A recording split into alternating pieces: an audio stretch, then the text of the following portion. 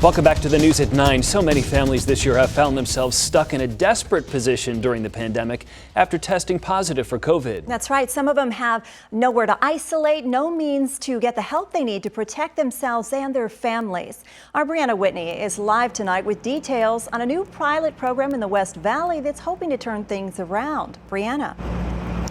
Right, so this pilot program just launched 3 weeks ago, and already they've been able to help out 11 families. But this partnership took several entities to make possible, and for some of them, it's personal.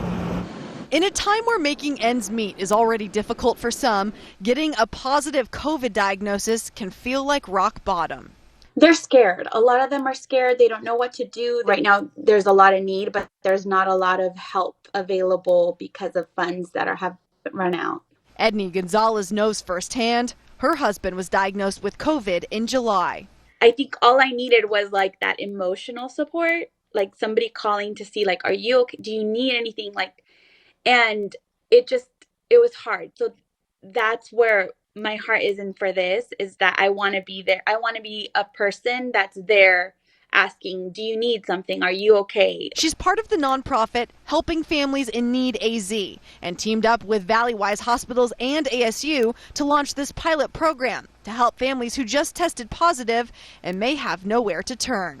So this really started in some of the discussions we were having about rising case counts. Dr. Satya Sarma with ASU's College of Health Solutions helped start the project with Valleywise after seeing a similar trend in vulnerable areas like Avondale. We really became convinced that while testing was critical, that we were seeing some signs that after people test positive, they really don't have the help they need to be able to isolate. Once somebody tests positive at Valleywise Avondale, the program can help with anything from rent assistance to a place to isolate to utility assistance and even grocery help. But everyone involved is seeing the change they're making in these people's lives. She just stood at the door and she was just telling me, like, God bless you. You know, they're so grateful with the help. This is a pilot program, so if they want to continue moving forward, they're going to need more funding. So they're hoping to get help from places like the state, public universities, and private foundations. And their eventual goal is to be able to expand this program to all 11 Valleywise Health Center locations across the Phoenix area. Well, speaking of that, Brianna, what are some of the other areas that they have identified as places this incredible program could really do the most good?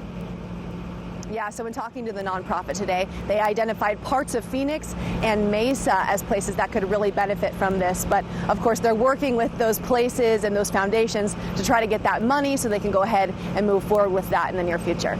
Funding is certainly key. Brianna Whitney, thank you so much for that report.